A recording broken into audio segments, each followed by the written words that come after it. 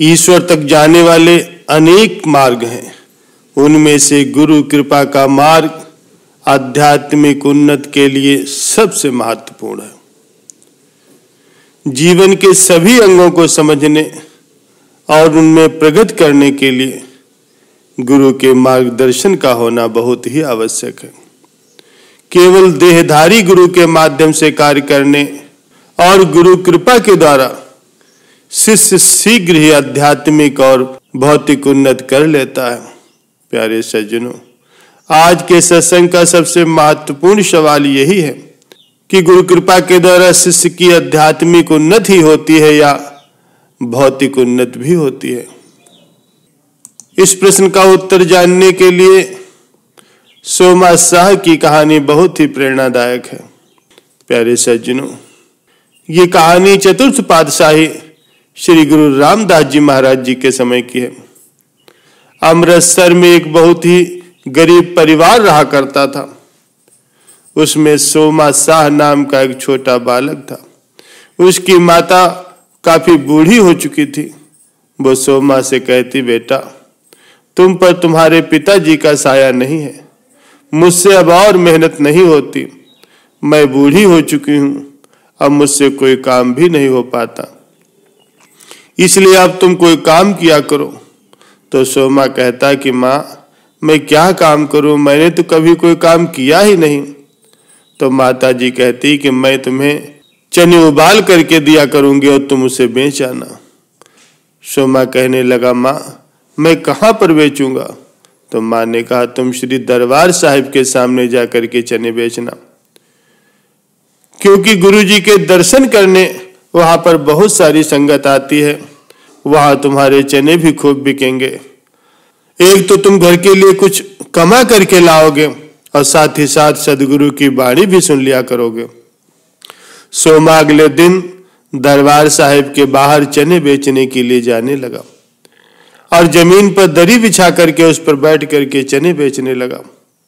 सोमा का दिल इतना दयालु था कि अगर वो किसी गरीब को देखता कि उसके पास पैसे नहीं है पर उसका खाने को मन है, तो वो मुट्ठी भर करके चने उसको भी दे देता, कि कहीं गरीबी के कारण ऐसा न हो कि उसका मन उदास हो जाए और वो चने न खा सके। सोमा रोज दरबार साहिब के सामने चने बेचने जाता। एक बार की बात है, सोमा हमेशा की तरह से दरबार साहिब के सामने बैठा हुआ चने बेच रहा था। तभी गुरु रामदास जी महाराज जी अंदर से बाहर आए। तब गुरु जी ने क्या देखा कि सामने एक बच्चा दरी बिछाए बैठा है। उसने फटे पुराने कपड़े पहन रखे हैं और कह रहा है, चने ले लो चने। गुरु जी ने पहले उस बच्चे को देखा और फिर उसके पास आए, उससे पूछने लगे, बेटा, तुम्हारा नाम क्या है? सोमा एकदम से खड़ा हो गया और उसने हाथ जोड़ करके कहा, गुरु जी, मेरा नाम सोमा है। गुरु जी ने फिर पूछा, सोम्या, तूने कितने पैसे बट्टे? सोमा ने एकदम से अपनी दरी के नीचे रखे पैसे निकाले और गिन करके कहने लगा, गुरु जी, 40 पैसे। गुरु जी ने कहा, ये 40 पैसे मुझे दे दो। सोमा ने एकदम से उनके आगे सभी पैसे रख दिए। गुरु जी पैसे लेकर के चले गए। घर पर उसकी माँ उसका इंतजार कर रही थी, क्योंकि उनके इतने ज्यादा गरीबी के दिन थे कि जितना वो दिन भर कमाते थे उतना उसी दिन लग जाता था। सोमा घर आया। उसकी माता ने कहा, आज कितने पैसे कमाए हैं? जल्दी लाओ, मैं कुछ खाने को लेकर के आती हूँ। सोमा ने कहा, माँ, आज गुरुजी मेरे पास आए थे, मैंने उन्हें सारे पैसे दे दिए। माँ ने कहा, ये तो तुमने बहुत अच्छा किया, तुम बहुत भाग्यशाली हो, जो गुरुजी तुम्हारे पास आए तुमने उन्हें सारे पैसे दे दिए। माँ ने कहा, हम लोग कुछ और खा लेंगे, आज जो भी घर में रूखा सूखा पड़ा होगा। अगले दिन जब सुबह सोमा जाने लगा तो उसकी माँ ने कहा, बेटा, अगर आज भी गुरुजी तुम्हारे पास आए तो उन्हें सारे पैसे दे देना। दूसरे दिन भी जब सोमा गया, सारा दिन चने बेचे और जब शाम हुई तो गुरुजी फिर उसके पास आए और पूछने लगे, सोम्या, आज कितने पैसे बट्टे ने? सोमा कहने लगा, गुरुजी, आज मैंने 30 पैसे बट्टे हैं। और अपने आप ही सारे पैसे उसने गुरुजी को पकड़ा दिए। सोमा जब घर आया तो उसने माँ से कहा, माँ आज फिर गुरुजी आए थे और मैंने उन्हें सारे पैसे दे दिए। माँ ने खुश होकर के कहा, बेटा ये तो तुमने बहुत अच्छा किया, गुरु साहिब की तुम पर बहुत कृपा है। लेकिन आज घर में खाने को कुछ नहीं था। माँ कहने लगी, कोई बात नहीं बेटा, अगर कुछ भी खाने को नहीं है, गरीबी में ऐसे दिन भी आ जाते हैं। माँ कहने लगी, आज हम लोग पानी पीकर ही सो जाएंगे। सोमा और उसकी माँ दोनों पानी पीकर भूखे ही सो गए, लेकिन फिर भी दोनों काफी खुश थे, क्योंकि गुरुजी की उन पर कृपा थी और दोनों उनकी प्रार्थना करते करते सो गए। तीसरे दिन सोमा फिर जब जाने लगा तो उसकी माँ ने कहा, बेटा गुरुजी हम पर बहुत मेहरबान है, अगर आज भी वो आए तो उन्हें सारे पैसे दे देना, मन में कुछ भी गलत मत सोचना, क्योंकि गुरुजी की हम पर बहुत कृपा है। अगर वो खुद ना आए तो सारे पैसे उन्हें देने खुद चले जाना। सोमा सारा दिन चने बेचता रहा और फिर शाम को गुरुजी का इंतजार करता रहा, लेकिन गुरुजी नहीं आए। तो सोमा ने अपनी दरी उठाई और खुद ही दरबार साहिब के अंदर चला गया। गुरुजी अपने रूहानी सिंहासन पर विराजमान थे और देखा कि सामने से एक गरीब छोटा बच्चा भागता हुआ आ रहा है। सोमा जैसे ही गुरुजी के पास आया तो उनके पैर पकड़ लिए और कहने लगा, गुरुजी मुझसे क्या गलती हो गई जो आज आप नहीं आए? क्या मेरी भावना सच्ची नहीं थी?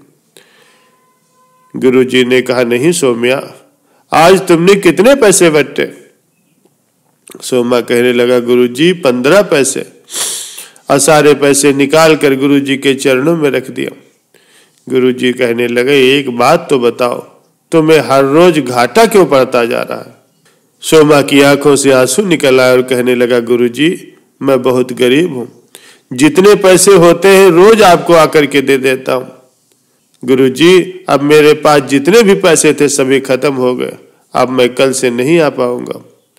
गुरुजी कहने लगे, सोम्या क्यों झूठ बोलता है, तू तो बड़ा अमीर है।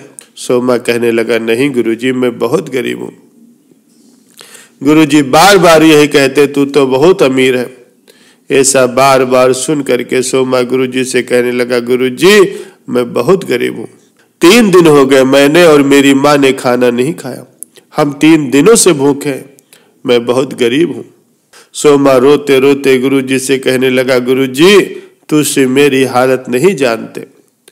सोमा जब ऐसा कहने लगा तो गुरुजी एकदम से खड़े हो गए, उसको अपने गले से लगा लिया और सिर पर हाथ फेर कर कहने लगे, बेटा तुम्हारी हालत मुझसे ज्यादा भला और कौन जान सकता है, लेकिन अब तुम गरीब नहीं रहोगे।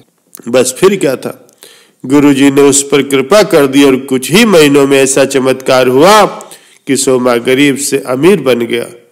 सोमा शाह बन गया और पूरे अमृतसर में उसे शाहों का शाह सोमा शाह कहने लगे। प्यारे सज्जनों, गुरुजी की कृपा इतनी महान होती है कि बिल्कुल ही गरीब सोमा को, जिसके पास गुजारा करने के लिए भी पैसे नहीं थे, लेकिन जब गुरुजी की कृपा हुई तो वो सबसे अमीर शाह बन गया।